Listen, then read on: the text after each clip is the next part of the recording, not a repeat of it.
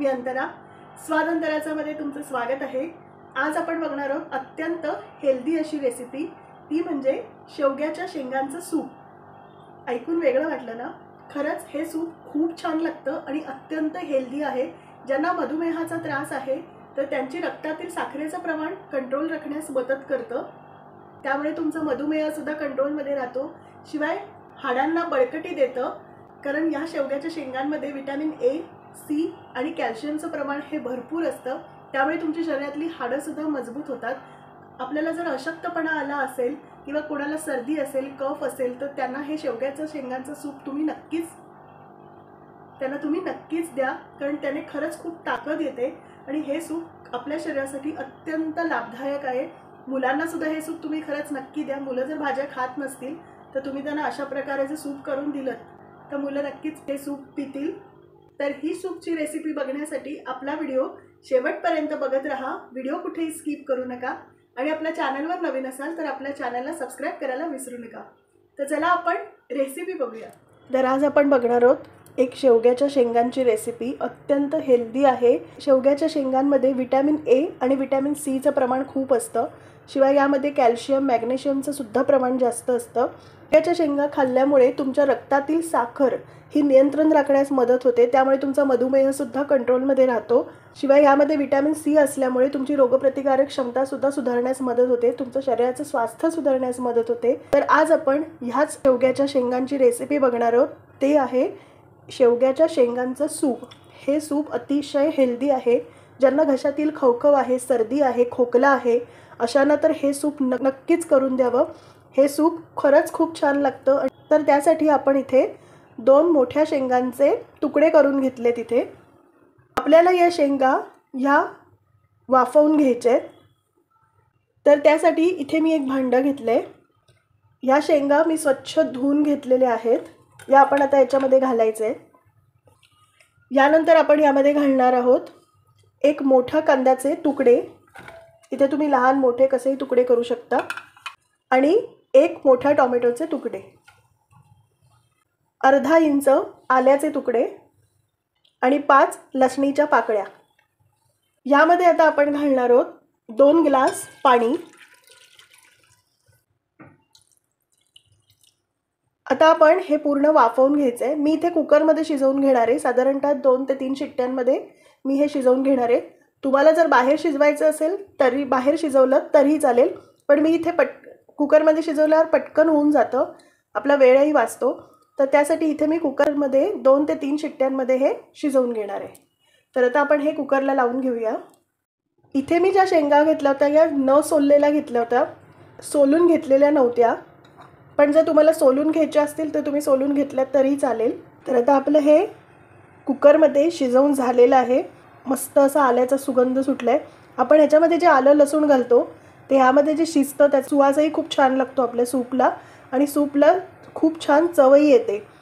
तर आता आपण ह्यातल्या पहिल्या शेंगा ज्या आहेत ह्या वेगळ्या काढून घेणार आहोत.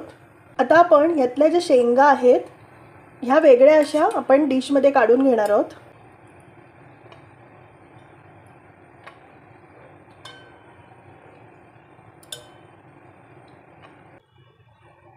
तर हे बघा, आता आपल्या इथे सर्व शेंगा या काढून झालेल्या आहेत. आता आपण ह्यातला सगळा गर हा काढून घेणार आहोत. तर आता मी इथे एक डिश घेतली. यातली ही जी शेंग आहे हे बघा, यातला आपण असा पूर्ण हा गर काढून घ्यायचा आहे. आपल्याला हा गर वापरायचा आहे, शेंग नाही घ्यायचे.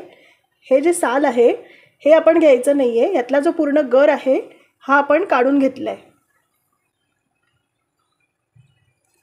हे बघा, अशा प्रकारे हा मस्त असा सगळा गर हा काढून घ्यायचा आहे आणि हे साल आपल्याला बाजूला ठेवायचं आहे.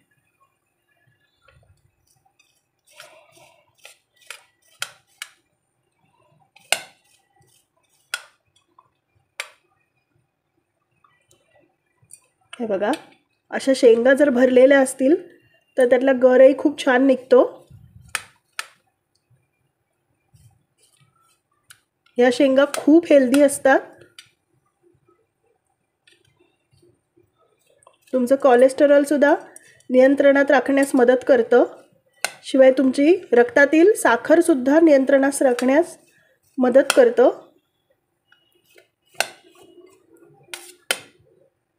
इथे मी गर काढून घेतला आहे. आता अशा प्रकारे आपण सगळ्या या शेंगांचा गर काढून घेऊया. आपण इथे पूर्ण शेवग्याच्या शेंगांमधला हा सगळा गर हा काढून घेतलेला आहे. हा खूप हेल्दी असतो. खरंच हे तुम्ही सूप नक्की ट्राय करून बघा. जर कोणी घरात पेशंटसुद्धा असेल तर त्यांनाही तुम्ही देऊ शकता. त्याने रोगप्रतिकारक क्षमता तुमच्या शरीरातली वाढते. शिवाय कफ असेल, सर्दी असेल, खोकला असेल त्याच्यासाठी सुद्धा उत्तम आहे. तर खरंच हे तुम्ही सूप खरंच नक्की ट्राय करून बघा. खूप छान लागतं हे सूप. तर आता आपला इथे हा गर काढून झालेला आहे. आता आपण सूप बनवायला घ्यायचं आहे. सूप बनवण्याच्या आधी आपल्याला हे पूर्णपणे पाणी हे गाळून घ्यायचं आहे. ते पाणी आपण सूपसाठीच वापरणार आहोत, पण प्रथम आपण हे पाणी पूर्णपणे गाळून घ्यायचं आहे. इथे मी एक भांडं घेतलं आहे, त्यावरती गाळणी ठेवली आहे. आता मी हे पूर्णपणे गाळून घेणार आहे. आता आपला हा वरचा जो भाग आहे हा पूर्णपणे आपण गाळून घ्यायचा आहे. हे बघा, हे आपलं पाणी सूपसाठी तयार आहे. आता आपण हे पूर्णपणे एका भांड्यामध्ये काढून घेणार आहोत. इथे मी एक मिक्सरचं भांडं घेतलं आहे. यामध्ये आपण हे जे कांदा टोमॅटो जे मिश्रण होतं हे गाळून घेतलं होतं ते घालणार आहोत. हे आपण यामध्ये घातलेलं आहे. यामध्ये आता आपण घालणार आहोत हा जो शेवग्याचा जो गर आपण काढला होता शेंगांचा तो आपण घालून घेणार आहोत. तर आता आपण हे 2 मिनिटं थंड करून घेणार आहोत आणि मग गार झाल्यावरती मिक्सरवर याची प्युरी करून घेणार आहोत. तर आता आपण हे पूर्णपणे गार करूया. आता आपलं हे गार पूर्णपणे झालेलं आहे. यामध्ये आता आपण अर्धा ग्लास फक्त पाणी घालायचं आहे, जास्त नाही पाणी घालायचं आहे, कारण आपलं ऑलरेडी आपण जे पाणी गाळून घेतलेलं ते सूपसाठी वापरायचं आहे. त्यामुळे इथे आपल्याला जास्त नाही पाणी घालायचं आहे. तर आता आपण ह्याची प्युरी करून घेऊया. आपली इथे मस्त अशी प्युरी तयार झालेली आहे. आता आपण ही पूर्णपणे गाळून घ्यायचे. काय असतं, कधी कधी बारीकसे तुकडे राहतात तर ते आपल्या सूपमध्ये येऊ शकतात. पण जर तुम्हाला असंच वापरायचं असेल तरी तुम्ही वापरू शकता. पण मी इथे पूर्णपणे हे गाळून घेणार आहे. ज्या भांड्यामध्ये आपल्याला सूप करायचं आहे तेच भांडं आपण इथे घ्यायचं आहे. तर इथे ज्या भांड्यात मी सूप करते ते भांडं घेतले, त्यामध्ये एक गाळणी ठेवली आहे. तर आता आपण हे पूर्णपणे याच्यामध्ये काढून घेणार आहोत. याच्यामध्ये पूर्णपणे काढून झालेलं आहे. आता चमच्याने असं व्यवस्थित ढवळायचं आहे, म्हणजे एकदम अशी स्मूथ पेस्ट खाली येईल. आणि जर काही बारीकसा चोथा शिल्लक राहिला असेल, कुठे वाटण्यामध्ये राहिलं असेल तर तो चोथा आपला वरती राहील.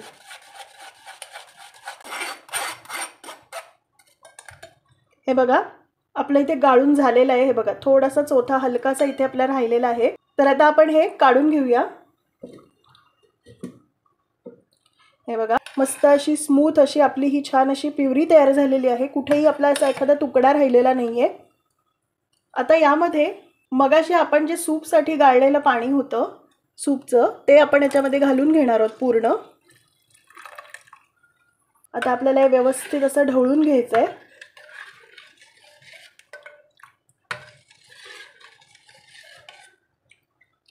आता आपण हे सूप गरम करायला ठेवूया. आपल्याला हे सूप मध्यम आचेवर गरम करायचं आहे.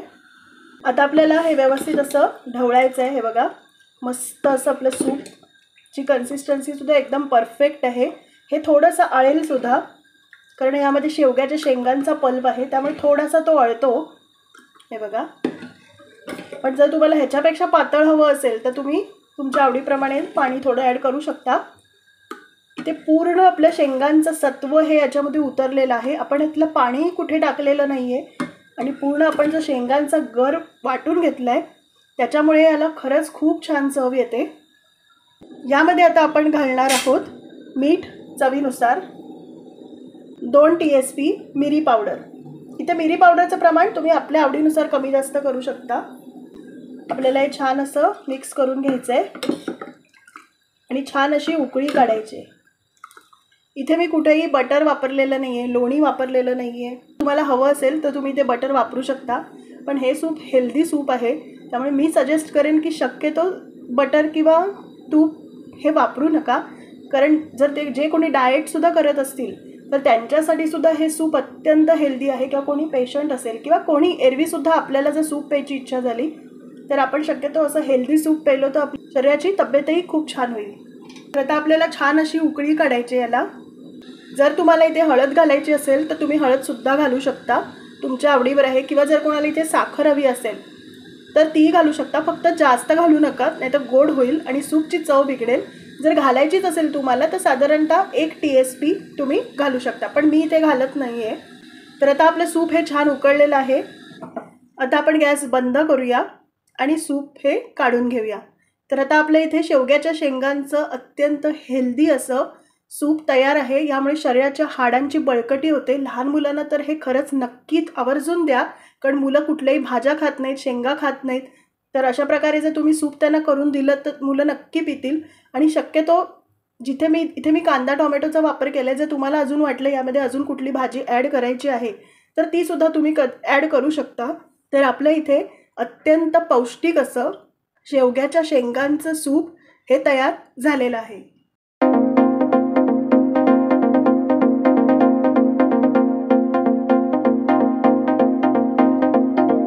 तर आजची रेसिपी तुम्हाला कशी वाटली हे मला कमेंट करून नक्की सांगा.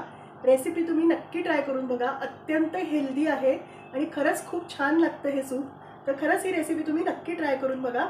तर त्यासाठी आपला व्हिडिओ लाईक करा, शेअर करा आणि आपल्या चॅनलवर नवीन असाल तर आपल्या चॅनलला सबस्क्राईब करायला विसरू नका आणि बेल आयकॉनचं बटन दाबायला विसरू नका, म्हणजे तुम्हाला नवीन व्हिडिओज हे बघायला मिळतील.